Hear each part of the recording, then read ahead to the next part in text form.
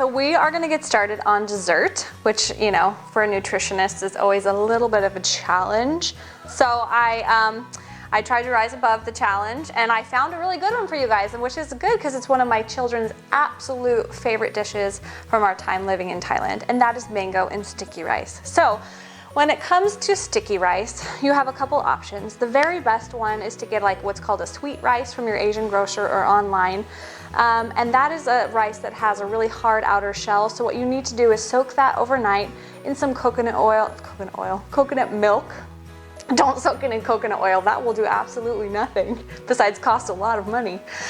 So soak it in some coconut milk, just like we did with the brown rice. And then the next day when we're ready to steam it, you're gonna rinse it really well.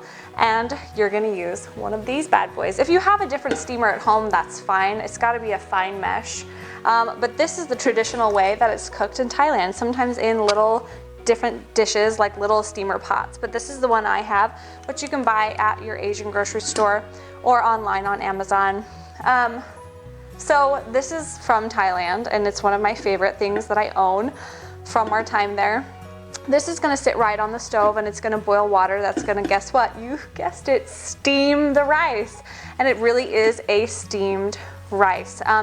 The sticky rice becomes this kind of gelatinous, sticky mixture that's gonna be able to form really well into like a pretty dish. You'll take a cloth if you're gonna make this the traditional way. I'll actually link a video to how to make like traditional steamed sticky rice. And then you're going to wrap it in like a towel or, well, you know, I'd probably just chuck it in there and then put a lid on it so it keeps in the steam. And this is a really fun way. But for all of those of you that don't have access to a traditional sticky rice steamer, I'm gonna show you a way to make sticky rice, kind of the Emily Hack sticky rice way. So you're gonna have your sushi rice, which is this short grain, and we're gonna make it be our sticky rice. So you wanna make sure it's a sushi rice. That means it's a short grain, 3 or 4. Maybe a little more. So we're gonna have a cup of our rice, because this recipe is really designed for 4 people, and that's how the calories are divided up and all those things. So we're gonna rinse this until it becomes clear. So we're gonna pause the video for a second. I'm gonna rinse it under the sink for a few minutes until it really becomes, the water that runs off of it is clear, and then I know that it's getting ready to get sticky. Okay, be right back. Okay, so it took me about 2 minutes maybe to rinse the rice to get it so that the water that was running out was fairly clear.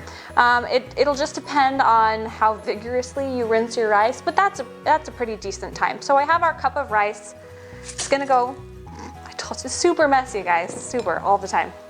It's gonna go in our pan that we're gonna cook on the stove according to the directions, or if you're steaming it, you'll give it like 20 to 30 minutes. And then we're gonna use a cup, so it's like a 1-to-1 deal here, of the coconut milk. Now, when you open a can of really good full-fat coconut milk, what's gonna be at the top is this completely thick layer, and that's kind of the cream part. So if you're making different dishes that calls for heavy cream or things like that, and you're avoiding dairy, you can use this top bit. If you stick it in the fridge, it really actually separates even better, and you've got the really thin kind of watery mixture down here and the really fatty cream at the top. I make whipped cream with that sometimes. So we want a mix of it. So I shook up the can and stirred it a little bit before we got going here. So we're gonna have 1-to-1 ratio, and this is gonna make our sticky rice for the dish. We're gonna cook it according to the directions. We're going to add in 2 tablespoons of coconut oil to this dish. And this is all the work I did for all y'all to try to make this be a more healthful dish. And that is that we are going to create with this dish what's called a resistant starch. White rice, refined grains, sugar, all of those things that cause this, you know, spike in insulin that really kind of messes with our metabolism a little bit, is why typically people avoid those kind of processed grains. So this is obviously, this white rice is a processed food, a processed grain, and a lot of the nutrients have been stripped from it, but we can turn it into what's called this resistant starch by cooking it with this coconut oil. After we cook it, we're going to put it in the fridge and let it cool for a minimum of 1 hour. this process is going to turn the regular starch in the dish into what's called a resistant starch. This resistant starch is not easily digested by our own processes, by our own digestion. What it's going to do is feed our good microbes, right? I'm a big nerd for the bugs, and be more of a microbial food than a food for us. So I will link a bunch of info for you guys. I'm sure I'll do lots of videos in the future about resistant starches and how you can use them to feed your microbiome, your healthy bacteria, and to reduce the burden on this like insulin response that we have going on in our body, and get to enjoy some mango and sticky rice. So 2 tablespoons of coconut oil, 1-to-1 ratio after we've rinsed our rice. We'll cook it just according to the package directions, but make sure we cool it in the fridge for at least an hour before we go and get all delicious with our mango and a little bit of surprise drizzle on top. So, all right, let's get going.